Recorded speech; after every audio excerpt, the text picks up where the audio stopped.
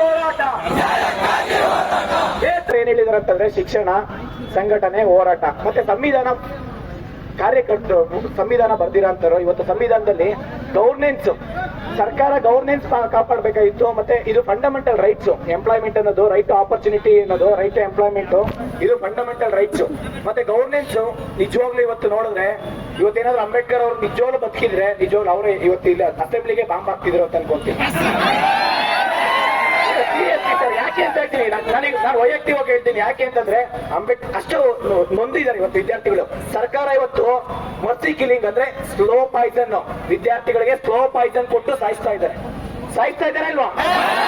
Slow Poisson ಕೊಟ್ಟು ಸಾಯಿಸ್ತಾ ಇದ್ದಾರೆ ಇವತ್ತು ವಿದ್ಯಾರ್ಥಿಗಳನ್ನ. ಆಸ್ಪಿರೆಂಟ್ ಯಾಕೆಂದ್ರೆ ಇವರು ಸರ್ ಒಂದು ಹೋರಾಟ ಮಾಡಿದಾಗ ಒಂದು ನೋಟಿಫಿಕೇಶನ್ ಮಾಡ್ತೀನಿ ಅಂತ ಹೇಳೋದು, ಇಲ್ಲ ಕ್ಯಾಬಿನೆಟ್ ಕರೆಯೋದು, ಕ್ಯಾಬಿನೆಟ್ ಅಲ್ಲಿ ಅಪ್ರೂವಲ್ ಕೊಡೋದು, ಇನ್ನೇನೋ ಒಳ ಮೀಸಲಾತಿದು ಮತ್ತೆ ಮೀಸಲಾತಿದು ನಾವು ಕ್ಯಾಬಿನೆಟ್ ಮಾಡ್ತೀನಿ ಅಂತ ಹೇಳ್ತಾರ. ಪ್ರತಿ ಒಂದು ಹೋರಾಟದಲ್ಲೂ ಇದೇ ನೆಪ, ಕೂಡು ನೆಪ ಹೇಳ್ಕೊಂಡು ಬರ್ತಾ ಇದ್ದಾರೆ. ಸರ್ ಇವರು ಕಾಂಗ್ರೆಸ್ ಸರ್ಕಾರ ಬಂದು ಒಂದೇ ವರ್ಷದಲ್ಲಿ 1 ಲಕ್ಷ ವೇಕೆನ್ಸಿ ಫಿಲ್ ಮಾಡ್ತೀನಿ ಅಂತ ಪ್ರಣಾಳಿಕೆಯಲ್ಲಿ ಹೇಳಿದ್ರು. ಪ್ರಣಾಳಿಕೆಯಲ್ಲಿ ಅದಕ್ಕೋಸ್ಕರ ಎಲ್ಲಾ ವಿದ್ಯಾರ್ಥಿಗಳು, ಯುವಕರು, ಸುಮಾರು ನಮ್ಮ ರಾಜ್ಯದಲ್ಲಿ 15 ರಿಂದ 20 ಲಕ್ಷ ಜನ ಯುವಕರಿದ್ದಾರೆ. ಮತ್ತೆ ಪೇರೆಂಟ್ಸ್ ಎಲ್ಲ ಸೇರ್ಕೊಂಡ್ರೆ ಒಂದ್ಸಲ ಒಬ್ರು ಫ್ಯಾಮಿಲಿ 5 ಜನ ಅಂತಂದ್ರೆ 1 ಕೋಟಿ. ಮತ್ತೆ ಇನ್ನೊಂದು ಗುಲ್ಬರ್ಗಾ ಯೂನಿವರ್ಸಿಟಿಲಿ ಇನ್ನು ನೆಕ್ಸ್ಟ್ 15 ದಿನದ ಒಳಗಡೆ B.Ed ಸೆಕೆಂಡ್ ಸೆಮ್ ಮತ್ತೆ 4th ಸೆಮ್ ಏನಾದ್ರು ನೀವು ರಿಸಲ್ಟ್ ಬಿಟ್ಟಿಲ್ಲ ಅಂತ ಅಂದ್ರೆ ಅನಿರ್ದಿಷ್ಟ ಅವಧಿ ಎಲ್ಲರೂ ಗುಲ್ಬರ್ಗಾ ಯೂನಿವರ್ಸಿಟಿ ಮುಂದೆನೆ ಹೋರಾಟ ಮಾಡೋದು. 15 ದಿನದೊಳಗಡೆ ರಿಸಲ್ಟ್ ಬಿಡ್ಬೇಕು. ಇವರು ಮತ್ತೆ ರೀ ಎಕ್ಸಾಮ್ ಮಾಡಿ ಅಂತ ಹೇಳ್ಬಿಟ್ಟು ಸಚಿವರು ಯಾರು ಮುನಿಯಪ್ಪ, KH ಮುನಿಯಪ್ಪ ಅವರು, ನಿಜವಾಗ್ಲೂ ಅವರು ಆ ಸಚಿವರು ಅನ್ಬೇಕಾ ಏನನ್ಬೇಕೋ ಗೊತ್ತಾಗಲ್ಲ ನಿಜವಾಗ್ಲೂ. ಯಾಕೆ ಅಂತಂದ್ರೆ ಎಕ್ಸಾಮ್ ಕಂಡಕ್ಟ್ ಮಾಡಿದ್ದಾರೆ, ಎಕ್ಸಾಮ್ ಆಗಿದೆ, ಮತ್ತೆ ರೀ ಎಕ್ಸಾಮ್ ಮಾಡಿ ಅಂತ ಹೇಳಿ ಕ್ಯಾಬಿನೆಟ್ ಅಲ್ಲಿ ಇವರು ಮತ್ತೆ ಹೋಗ್ತಾರೆ. ಇವರು ಅಂದ್ರೆ ಅದೇನ್ ಅರ್ಥ ಇದು, ಇವ್ರ ಮಕ್ಕಳು ಯಾರಾದ್ರೂ ಮಿನಿಸ್ಟರ್ ಮಕ್ಕಳು, MLA ಮಕ್ಕಳು ಎಕ್ಸಾಮ್ ಬರ್ತಿದ್ರೆ ಅದ್ರ ಕಷ್ಟ ಏನಂತ ಗೊತ್ತಾಗ್ತಿತ್ತು ಇವತ್ತು. ಯಾಕೆಂದ್ರೆ ಇವತ್ತು ರಾತ್ರಿ 50 ಲಕ್ಷ 1 ಕೋಟಿ 5 ಕೋಟಿ ದುಡ್ಡು ಕೊಟ್ಬಿಟ್ಟು ಯಾವ ಪೋಸ್ಟ್ ಬೇಕಾದ್ರೂ ತಗೊಂಡ್ಬಿಡ್ತಾರೆ ಅವರು. ಯಾಕೆಂದ್ರೆ KPSC ಆ ರೀತಿ ಇದಾರೆ.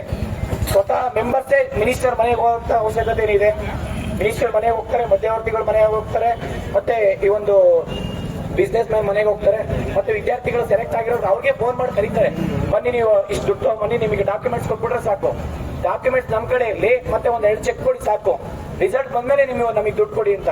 ಈ ತರ ಎಷ್ಟೋ ಘಟನೆಗಳಿದಾವೆ. ದಯವಿಟ್ಟು ನಾನು ಇದನ್ನ ಎಲ್ಲದಕ್ಕೂ ಅಷ್ಟೇ ಈ ಅಂತ್ಯ ಆಗ್ಬೇಕು. ಸರ್ಕಾರ ಹುದ್ದೆಗಳನ್ನ ಖಾಲಿ ಇದಾವೆ, ಅವುಗಳನ್ನ ಭರ್ತಿ ಮಾಡಿ ಅಂತೇಳಿ ಅಕ್ಸಾ ಎನ್ನುವ ಸಂಘಟನೆ ಪ್ರತಿಭಟನೆ ಮಾಡಲು ಶುರುವಾಯಿತು. ಧಾರವಾಡದಲ್ಲಿ ಪ್ರತಿಭಟನೆ ಮಾಡಲು ಶುರುವಾದಾಗ ಕರ್ನಾಟಕ ಸರ್ಕಾರ ಅಲ್ಗೆಳಕ್ ಶುರುವಾಯಿತು. ಯಾಕಂದ್ರೆ ವಿದ್ಯಾರ್ಥಿಗಳ ಒಂದು ಶಕ್ತಿ ರಾಜ್ಯ ರಾಷ್ಟ್ರವನ್ನು ಅಲುಗಾಡಿಸುತ್ತೆ. ಅದರಂತೆ ನಮ್ಮ ಕಲಬುರಗಿಯಲ್ಲೂ ಕೂಡ ಇವತ್ತು ಅಕ್ಸಾ ಸಂಘಟನೆಯವರು, ವಿದ್ಯಾರ್ಥಿ ಸಂಘಟನೆಯವರು ಪ್ರತಿಭಟನೆ ಮಾಡ್ತೀನಿ ಅಂದಾಗ ನಾವು ಅವರಿಗೆಲ್ಲರೂ ಬೆಂಬಲ ಕೊಟ್ಟು, ಅದ್ರ ಜೊತೆಗೆ ನಾವು ವಿಡಿಯೋ ಕೂಡ ಮಾಡಿಬಿಟ್ಟೆವು. ಎಲ್ಲರೂ ಬೆಂಬಲ ಕೊಡಿ. ಯಾಕಂದ್ರೆ ನಮ್ಮ ಭಾಗದಲ್ಲಿ ಅತ್ಯಂತ ಹಿಂದುಳಿದ ಭಾಗ ನಮ್ದಿದೆ. ಇಲ್ಲಿದ್ದಂತ ಉಸ್ತುವಾರಿ ಸಚಿವರ ಆಸ್ತಿ ಮೇಲೆ ಆಗ್ತಾ ಇದೀವಿ, ನಮ್ಮ ಬಡವರಿಗೆ ಯಾರು ನೌಕರಿ ಸಿಗ್ತಾ ಇಲ್ಲ. ಇನ್ನೊಂದು ವಿಷಯ ಏನಂದ್ರೆ ಮಾತ್ರಲ್ಲ, ಎಲ್ಲರೂ ಅನ್ನದಾತನ ಮಕ್ಕಳು. ಅನ್ನದಾತನ ಮಕ್ಕಳಿಗೆ ನಿಮ್ಗೆ ನೌಕರಿ ಕೊಡೋದಾಗಲ್ಲ ಅಂದ್ರೆ ಬಿಟ್ಟು ಒಂದೇ ಬಿಟ್ಟು ಮನೆ ಹೋಗಿದ್ದಾರೆ. ಇನ್ನೊಂದು ವಿಷಯ ನೋಡಿ, ಪ್ರಬುದ್ಧ ಅಕಾಡೆಮಿ ಅಂತೇಳಿ ನನ್ನ ಕನಸಿನ ಕೂಸು ಅಂತೇಳಿ 30 ಕೋಟಿ ರೂಪಾಯಿಯ ಒಂದು ಕಟ್ಟಡವನ್ನು ಕಟ್ಟಿದ್ರೆ 500 ವಿದ್ಯಾರ್ಥಿಗಳಿಗೆ ಕೋಚಿಂಗ್ ಕೊಡ್ತಿರೋದ್ರಿ. ಎಲ್ಲಿದ್ದಾರೆ 500 ವಿದ್ಯಾರ್ಥಿಗಳು? ಕೇವಲ 30 ವಿದ್ಯಾರ್ಥಿಗಳಿದ್ದಾರೆ. ಅದು ಉದ್ಘಾಟನೆ ಮಾಡಿದ ತಿಂಗಳಲ್ಲೇ ಬೀಳ್ತಾ ಇದೆ. ಅಲ್ಲಿರುವ ವಿದ್ಯಾರ್ಥಿಗಳಿಗೆ ನಿಮ್ಗೆ ಸ್ಕಾಲರ್ಶಿಪ್ ಕೊಡೋದಾಗಲ್ಲ ಅಂದ್ರೆ, ಬುಕ್ ಕೊಡೋದಾಗಿಲ್ಲ ಅಂದ್ರೆ ರಾಜೀನಾಮೆ ಕೂಡ ಬಿಟ್ಟು ಕರಿಗೆ ಆಗಿದ್ದೀರಿ. ಕೇವಲ ಸಾಮಾಜಿಕ ಜಾಲತಾಣದಲ್ಲಿ ಕಾಲಹರಣ ಮಾಡುವ ಸಚಿವರಾಗಿದ್ದೀರಿ.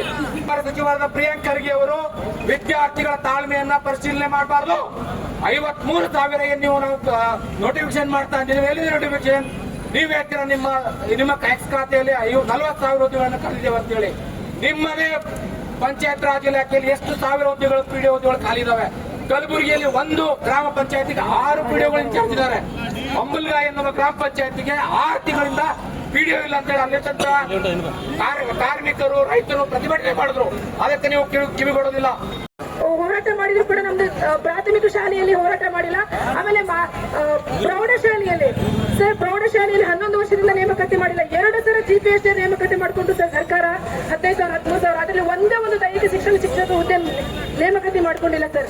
ಯಾಕಪ್ಪ ಅಂತಂದ್ರೆ ನೋಡ್ರಿ, ಪಠ್ಯಪುಸ್ತಕ ಇದಾವು, ಆದ್ರೆ ಬೋಧಿಸಕ್ಕಂತ ಫಿಸಿಕಲ್ ಎಜುಕೇಶನ್ ಟೀಚರ್ಸ್ ಇಲ್ಲ. ಹಂಗಾರೆ ಯಾರು ಮಾಡ್ತಾರೆ ಸರ್ ಬೋಧನೆ ಇದನ್ನ ದೈಹಿಕ ಶಿಕ್ಷಣ ಶಿಕ್ಷಕರದು? ಆಮೇಲೆ ಪದವಿ ಪೂರ್ವ ಕಾಲೇಜುಗಳಲ್ಲಿ ಸುಮಾರು 1371 ಕರ್ನಾಟಕದಂತ ಕಾಲೇಜುಗಳು 1371, ಆದ್ರೆ ಇಡೀ ಕರ್ನಾಟಕದಲ್ಲಿರ್ತಕ್ಕಂಥ ಪದವಿ ಪೂರ್ವ ಕಾಲೇಜುಗಳ ದೈಹಿಕ ಉಪನ್ಯಾಸಕರು ಕೇವಲ 12 ಜನ ಸರ್. ಉಳಿದ ಕಾಲೇಜುಗಳಲ್ಲಿ ಮತ್ತೆ ದೈಹಿಕ ಶಿಕ್ಷಣ ಉಪನ್ಯಾಸಕರು ಬೇಡವೇ ಸರ್? ಆಮೇಲೆ ಡಿಗ್ರಿ ಕಾಲೇಜುಗಳಲ್ಲಿ ದೈಹಿಕ ಶಿಕ್ಷಕರ 2009ರಲ್ಲಿ ಲಾಸ್ಟ್ ನೇಮಕಾತಿ ಮಾಡ್ಕೊಂಡಿದೆ ಸರ್.